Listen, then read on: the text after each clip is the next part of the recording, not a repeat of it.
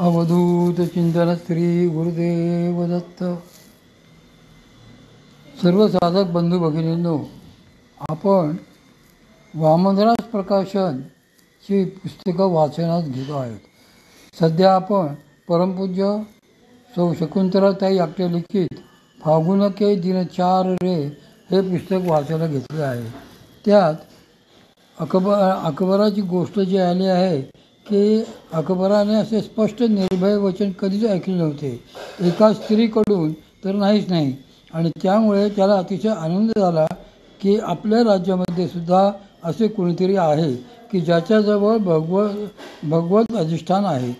हा जो आतून आलेला घट्टपणा असतो किंवा आतून आलेला विश्वास असतो, खात्री असते, ती बाहेरून ओढून ताणून येत नसते. म्हणून कुणाच्या बाह्य वेशाला, बाह्य वागण्याला बिलकुल फसायचे कारण नाही. आपल्याला सद्गुरूंनी जे साधन दिले आहे ते मुकाटपणे करीत राहायचे. बरेचदा असेही लक्षात येते की आपण खरोखरी आतूनच खूप मोकळे झालेलो आहोत. आपल्या चित्ताचे चांचल्य, आपल्या मनाची सगळी गडबड संपून गेलेली आहे. मग असे वाटते की आता केवळ स्वस्थ बसावे आणि श्री भगवंतांचाच विचार करावा. असे जर कायमचे वाटू लागले तर समजावे की श्री भगवंतांनी आपल्याला स्वीकारलेले आहे. श्री भगवंतांनी असा स्वीकार केल्यावरच त्या जीवाला शील आणि संतोषाची प्राप्ती होत असते. त्यामुळेच श्री संत मीराबाई आपल्या पदात म्हणतात की शील संतोष की केसर घोली, प्रेम प्रीत पिचकारी रे. शील आणि संतोषाचे महात्म्य श्री संत मीराबाई आपल्या आणखी एका पदात याविषयी सांगतात की शील संतोष धरू पट भीतर, समता पकड़ रहूंगी हो. जाको नाम निरंजन कहिए, ताको ध्यान धरूंगी हो. गुरु ज्ञान रंगू तन कपड़ा, मन मुद्रा फेरूंगी हो. प्रेम प्रीत सु हरि गुण गाऊं, चरण लिप्त रहूंगी हो. या शरीरात राहूनही शील संतोष रूप अशा श्री भगवंतांनाच मी धरून राहीन. सर्वत्र त्यांनाच बघीन. ज्यांचे नाव निरंजन असे आहे त्यांचेच ध्यान मी धरीन. सद्गुरुकृपेने बोधाने मिळालेल्या ज्ञानाने शरीररूपी कपडे मी रंगवीन आणि मनाची बहिर्मुख वृत्ती पालटून त्याला सतत भगवदाभिमुखच ठेवीन. प्रेमप्रीतीने हरिगुणांचे संकीर्तन मी करीन आणि त्या श्री भगवंतांच्याच श्रीचरणांना पकडून सदैव कवळून राहीन. याच शील आणि संतोषाच्या सामर्थ्याविषयी श्री संत कबीर महाराज म्हणतात की शील संतोष सदा समदृष्टी, रहनी गहनी में पुरा. ताके दरस परम भय भाजई, होई कलेश सब दूरा. ज्याला शील आणि संतोष प्राप्त झालेले आहेत, जो सदा सर्वत्र श्री भगवंतांनाच पाहतो, ज्याचा आचार विचार भगवन्मयच झालेला आहे, त्याच्या केवळ दर्शनानेही महाभय दूर पडते, सगळे क्लेश नष्ट होतात. श्री भगवंतांच्या, श्री सद्गुरूंच्या कृपेने होणाऱ्या होळीत, रंगोत्सवात या शील संतोषाचीच मुख्य भूमिका असते. म्हणूनच श्री संत मीराबाई सांगतात की मला हा रंगोत्सव आवडतो. त्याची काही कारणे आहेत. ती अशी, एक तर श्री भगवंतांचे प्रेम या रंगोत्सवामध्ये अनेक तऱ्हांनी आपल्याला अनुभवायला मिळते. कुठल्या तरी रूपाने नक्कीच मिळते, कारण ते प्रेम अनन्य भक्ताला मिळाल्याशिवाय राहत नसते.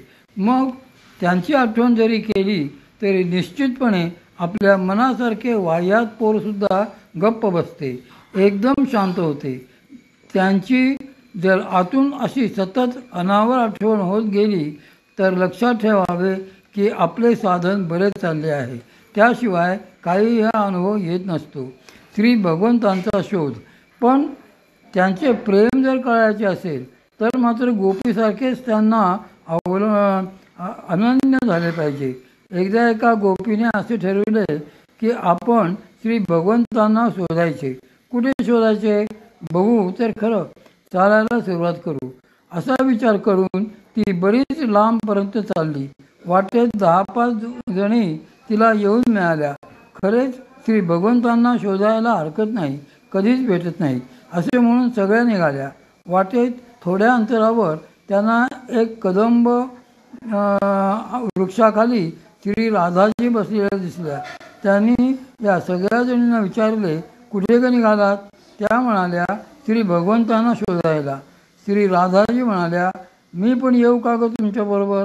त्या आनंदाने म्हणाल्या, हो या की. मग त्याही निघाल्या. सगळ्या जणी बरेच चालल्या. सगळ्यांचे पाय दुखायला लागले तरी श्री भगवंत काही दिसले नाहीत. श्री राधाजी म्हणाल्या, आता मी परत जाते बाई, माझे पाय दुखायला लागलेत. गोपी म्हणाल्या, एवढ्यातच दमलात?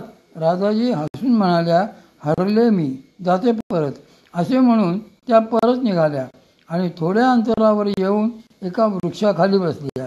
जरा वेळाने याही सगळ्या दमल्या आणि चला परत म्हणाल्या. परत आल्या तर वाटेत झाडाखाली श्री राधाजी बसलेल्या. त्यांच्यातीलच एक गोपी श्री राधाजींच्या शेजारी येऊन बसलेली होती. हे बघून बाकीच्या तिला म्हणाल्या, अगं हे काय वागणं झाले तुझे, त्यांच्या शेजारी बसतेस? त्यावर श्री राधाजी हसल्या व त्या गोपीला म्हणाल्या, बसा बरं का इथे. ते ऐकून इतर गोपी आश्चर्याने म्हणाल्या, म्हणजे तुम्ही आता आम्हाला आहो जाहो कधीपासून म्हणायला लागलात? त्यावर विषय बदलून राधाजी म्हणाल्या, तुम्ही शोधताय कुणाला? गोपी म्हणाल्या, भगवंतांना.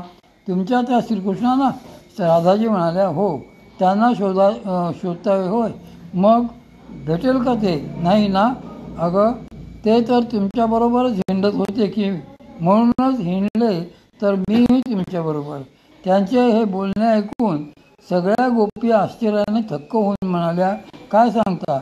त्यावर राधाजी आपल्या शेजारी बसलेल्या त्या गोपीकडे बोट दाखवून म्हणाल्या, मग ही गोपी कोण आहे? काय हो?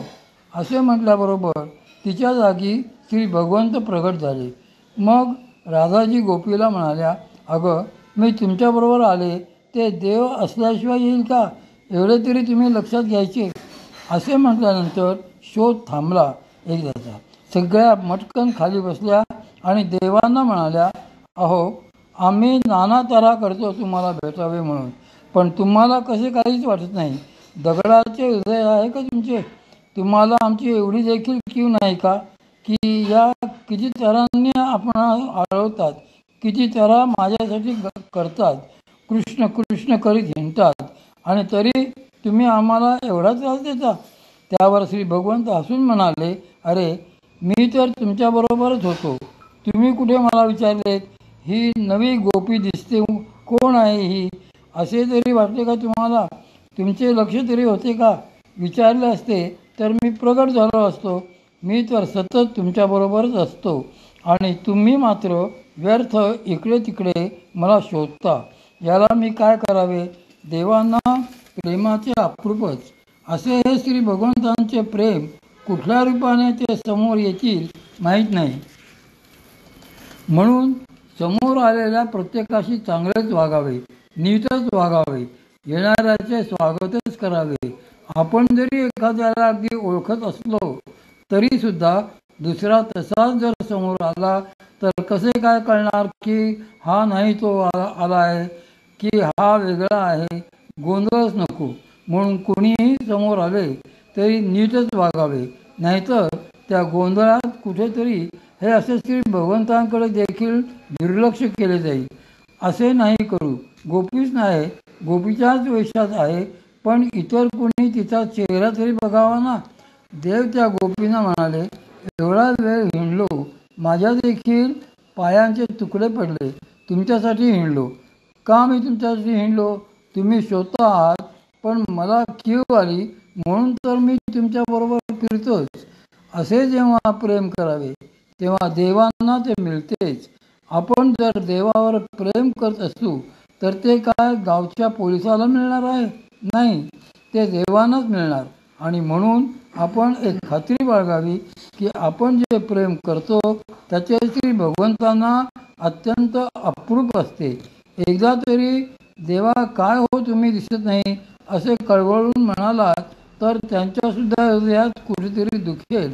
पण आपलीच कर्मे आडवी येतात म्हणून तर त्यांना आपल्यासमोर काही साकार होऊन येता येत नाही. हरकत नाही, पण तरीही काही ना काही रूपाने ते दाखवून देतातच की मी आहे तुमच्याबरोबर. म्हणून त्यांच्या प्रेमाची नेहमीच खात्री बाळगावी. व्यवहारासाठी देवांना बघावे. रोजच्या संसारातही जे कराल ते श्री भगवंतासाठीच करा. मग तो स्वयंपाक असो काही असो.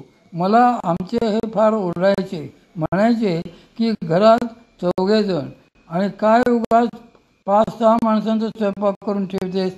मी म्हणायचे उरले काही तर मी खाईन, पण तुम्ही मला सारखे असे म्हणू नका. ते म्हणायचे पण मला एकदा याचे कारण तरी सांग. मी म्हटले सांगावे, कारण त्याशिवाय हे काही ऐकणार नाहीत.